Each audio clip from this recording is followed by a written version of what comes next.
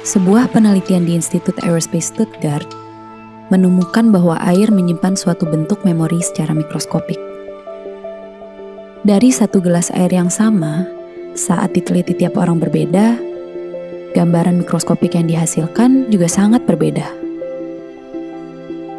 Menghasilkan memori air yang berbeda. Saat satu jenis bunga dimasukkan ke dalam air, lalu air tersebut diambil dan dilihat secara mikroskopik, hasilnya menyerupai bunga tersebut. Saat jenis bunga lain yang dimasukkan, kemudian secara mikroskopik pun visual yang ada berubah. Semesta yang ada berbeda.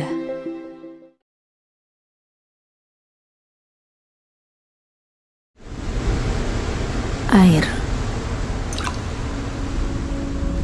Dalam satu tetes air, ada berjuta kehidupan, berjuta bentuk. Yang kamu lihat sekarang ini bukanlah luar angkasa. Ini adalah sebuah galaksi tersendiri, semesta tersendiri, dalam setetes air. Pencarian tanda kehidupan di ujung semesta selalu berasal dari pencarian akan air. Liquid water has been found on Mars. Scientists have suspected that frozen water could survive in permanently shadowed craters. NASA's Hubble Space Telescope has directly imaged what may be plumes of water vapor on Jupiter's icy moon Europa. Di tangan eksploitasi manusia, air menjadi sumber hidup, sumber peradaban, sumber energi, transportasi, industri, agrikultur, rekreasi, dan akhirnya gaya hidup.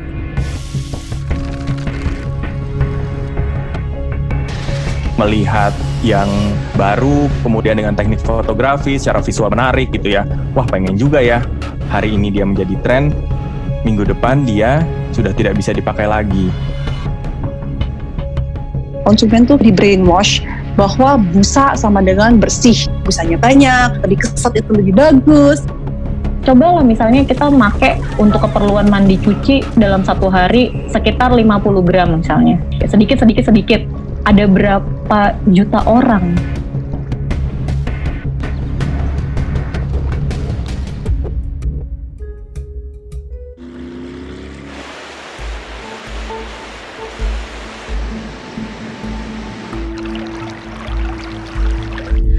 Air yang kita anggap akan dan selalu ada bukanlah sesuatu yang selalu ada dan berasal dari bumi. Air berasal dari luar planet ini. Dari meteor-meteor yang dinamakan carbonaceous chondrite yang kaya akan H2O dan karbon. Meteor dan asteroid es yang kaya akan air ini dalam sistem tata surya terbentuk di luar batas leleh matahari. Dan selama proses penciptaan bumi terus datang dan bertabrak-tabrakan dengan bumi. Jika kita perhatikan baik-baik, laut, atmosfer, dan segala yang ada di lapisan terluar bumi ini sangat tipis dibandingkan dengan mantel dan inti bumi. Jumlah air sangat sedikit dan terbatas, terutama jumlah air tawar dan air bersih. Bayangkan, hadiah yang sangat langka dari semesta untuk bumi ini. Hadiah berupa air, berupa kehidupan.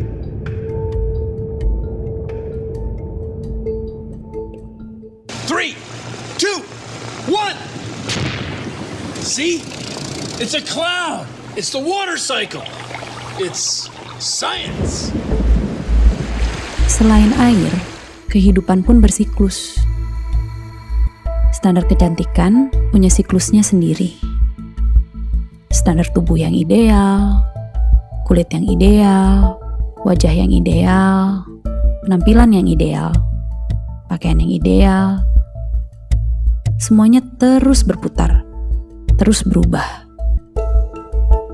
Fast fashion adalah sebuah terminologi yang akhir-akhir ini populer yang menggambarkan betapa cepatnya siklus hidup sebuah fashion. Kalau lu jalan-jalan kemana gitu, bagus nih, murah gitu. berapa, 30.000 doang gitu. Oh, udah belilah gitu. Beli, terus nyampe rumah kayak, oh gue beli ini ya, anjing apaan nih. Letak lagi, terus lu beli lagi, gitu lagi. Untuk memproduksi sebuah celana jeans dibutuhkan 6.500 air. Kaos katun 2.700 liter air. Sedangkan tubuh manusia hanya butuh 600 liter untuk diminum per tahun. Ditambah dengan pola persaingan industri yang berusaha menekan biaya produksi sekecil mungkin. Para buruh dan pekerja di mata rantai terbawah menjadi pihak yang paling terdampak dengan kebutuhan untuk berpakaian dan bergaya. Last November, 112 people were killed in another major factory fire. 30,000 Chinese workers went on strike. Garment workers in Bangladesh. Namun, itu belum semua. Ternyata, dampak negatif bagi air dari limbah gaya hidup berpakaian tidak kalah dengan detergen yang kita pakai untuk menjaga penampilan diri.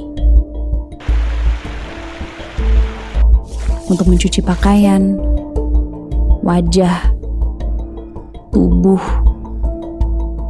70% persoalan air itu terdampaknya dari limbah domestik. Mungkin orang bakal berpikir, wah ini sungai ada limbah industri nih. Padahal sebagian besarnya itu dari limbah rumah tangga.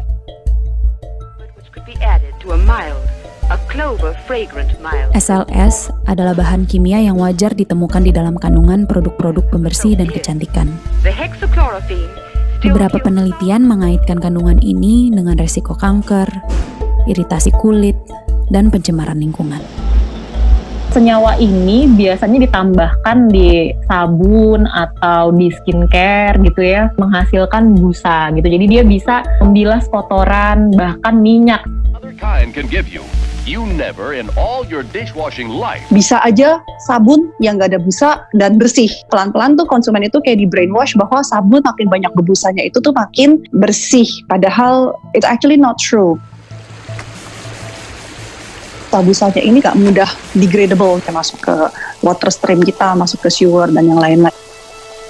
Ini yang menjadi problem. Gak pernah kepikiran kan, selama ini kita pikirin fokusnya di packaging, di plastik dan segala macam. Tapi ternyata yang nggak kelihatan itu loh, yang udah disiram masukkan ke selokannya itu yang kita nggak pernah nggak pernah pikirin gitu kan. Ternyata itu dampaknya tuh jauh luar biasa, lebih gila lagi. Mau nggak gitu mandi di hari pertama, nanti mandi lagi di hari ke-10 gitu misalnya, karena biar nunggu LAS-nya larut dulu misalnya di alam gitu. Sebuah penelitian di Institut Aerospace Stuttgart menemukan bahwa air menyimpan suatu bentuk memori secara mikroskopik. Dari satu gelas air yang sama, saat diteliti tiap orang berbeda, gambaran mikroskopik yang dihasilkan juga sangat berbeda. Menghasilkan memori air yang berbeda. Saat satu jenis bunga dimasukkan ke dalam air, lalu air tersebut diambil dan dilihat secara mikroskopik, hasilnya menyerupai bunga tersebut. Saat jenis bunga lain yang dimasukkan, kemudian secara mikroskopik pun visual yang ada berubah. Semesta yang ada berbeda. Semesta seperti apa yang ada di dalam setetes air deterjen? Memori seperti apa yang kita rekam untuk semesta lewat tetes-tetes busa tersebut?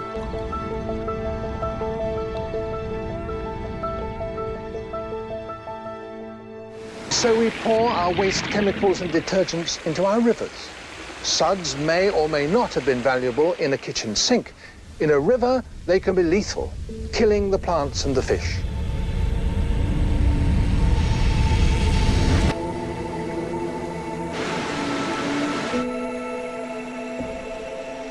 Mencintai udara, mencintai air, mencintai bumi dan segala isinya bukan sesuatu yang baru. We shouldn't so exploit natural resources that we destroy them. Common sense, you might think. Sejak tahun 90, istilah upcycle muncul dan populer. Upcycle yang berarti memanfaatkan barang-barang bekas untuk memberi nilai yang lebih, mengupgrade gerakan recycle yang hanya sekadar mendaur ulang. Upcycle mengajak kita kembali mengingat cara hidup nenek dan kakek kita. yang penuh pertimbangan, tidak boros, yang penuh kesadaran dalam konsumsi.